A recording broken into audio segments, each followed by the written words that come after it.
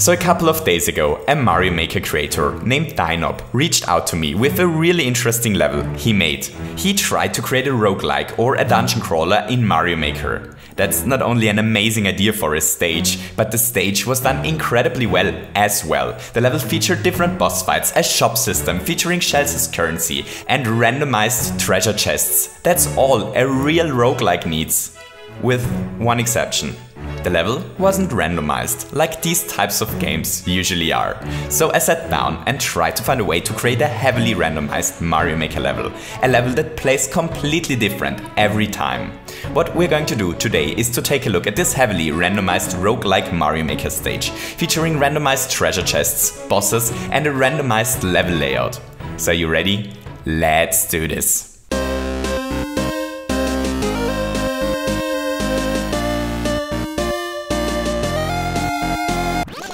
Okay, so first I want to quickly talk through the stage, and afterwards I want to quickly explain how everything works. This is the beginning of the dungeon. Here are 4 different pipes. Each one of these pipes leads to another start of the level. Whenever the stage is loaded, only one of the 4 pipes becomes activated by a hidden and pretty cool randomizer contraption. This time, for example, the stage starts with a dangerous drop-down challenge, but in another playthrough, Mario may have to platform his way through a collapsing building, or he has to duel against the legendary Mole Knight. After this first challenge, Mario will always find himself in the first shop room. Here our dungeon crawling plumber is free to buy one of 4 different items. He can either buy a mushroom, which is always helpful, or a POW block, which allows him to kill the mid-level boss immediately, or the spring, which can be used to find many different secrets inside the dungeon, or the star, which isn't too useful, but there's no reason not to sell it.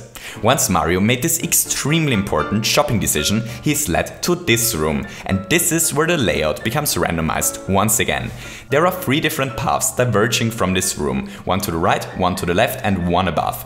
These paths are randomly open. The path to the left leads to a minigame, a secret, and a treasure chest, but it is only open 50% of the time. The path to the top and to the right are exclusive to each other. It is always either the path to the top or the path to the right open. These paths lead through a different set of challenges, and the top path is randomized once again, so that there is an additional shop with goodies in 50% of the times. But eventually both paths unite again in this room, which is the mid-level boss fight randomizer. Now, our plumbing rogue has to either take the door to the right or the one to the left. Both lead to a different Bowser Jr. boss fight. If Mario is able to survive this horrific boss fight, he's transported to the second layer of the dungeon and finds his reward immediately.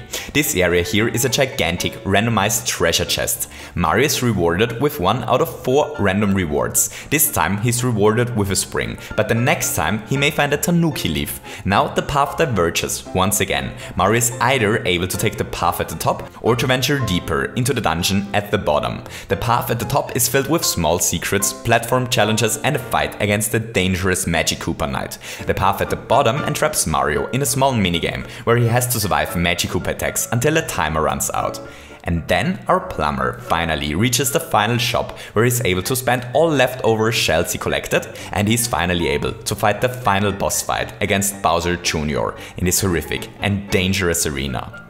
If our roguing plumber defeats the dangerous dragon turtle at the deepest layer of the dungeon, he's finally done and allowed to leave this level. Hooray! Okay, so how does the randomization work? Well, it's actually a surprisingly simple concept, which we can use to build really cool contraptions. We either use an improved version of a clown car randomizer or a new coin randomizer. Let's talk about the clown car randomizer first. This is what a clown car randomization cell looks like. When this room is loaded, the clown car gets hurt by the ouching spikes, and afterwards it either moves to the right or to the left. Whether the ouched clown car decides to go to the right or to the left is random, and we can use this to get a randomized output. Here the spring inside the clown car either activates the shell to the right or the one to the left, which either opens up the boss to the left or the boss to the right. The second surprisingly simple randomizer used in this level is a coin randomizer. Here we make use of 3 really cool and often forgotten Mario Maker mechanics. First, if a coin drops down, it is random if the coin bounces to the right or to the left. Second, not only POW blocks are able to drop coins down, but bob-omb explosions are as well. And third, if a coin bounces on top of a node block, the node block is activated. So if we build a setup like this, then the bob-omb explodes as soon as this input question block is triggered, which makes this coin drop either onto this block or onto this node block and gives Mario a random reward, depending on which node block was triggered. This is how the basic treasure chests work. The random path diverging works similar, but there is something which we need to keep in mind. If we want the randomizer to do his thing while off screen, we can't put entities into the node blocks, because node blocks change their behavior once off screen and don't release their content anymore. Luckily, it is still possible to convert an off screen triggered node block signal into something useful by putting a shell next to a spring below it. This triggers the shell once the node block is triggered, even when off screen, and allows us to do off screen randomization. The path randomizer works exactly like this. When this room is loaded, either the chain jump to the left drops down or the chain jump to the right, and depending on this, another area of the stage opens up. Okay, so that are the basic two randomization cells we use in this stage. Now let's take a look at how to wire them together.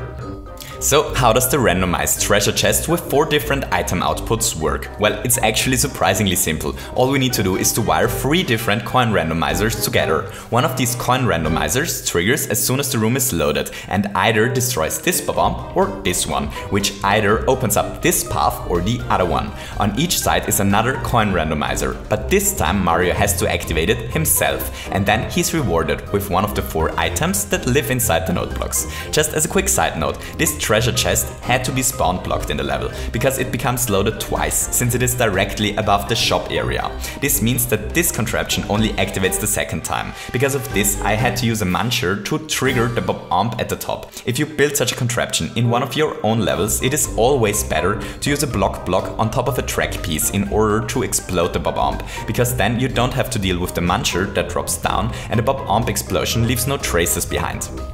Okay, and now the last randomizer design hidden in this level, the beginning of the stage, and the 4 randomized pipes. So whenever Mario loads this room, another pipe becomes activated thanks to a bullet blaster. This randomizer works once again in a surprisingly simple way. All we do here is to wire a clown car randomizer to 2 coin randomizers, and then we have 4 different outputs, each one with a chance of 25% to be triggered. I think how this works should be pretty self-explanatory by now. This clown car either triggers the randomizer to the right or the one to the left, and then one of the 4 bullet blasters drop down. The cool thing about this concept is it can be used off screen, and it only takes a little bit more than 20 entities that count towards the enemy limit to build it. As an example, thanks to this little contraption, it should be possible to build a stage with 4 sets of 4 minigames that are randomly chosen, and Mario has to survive 4 out of the 16 minigames in a row in order to beat the stage.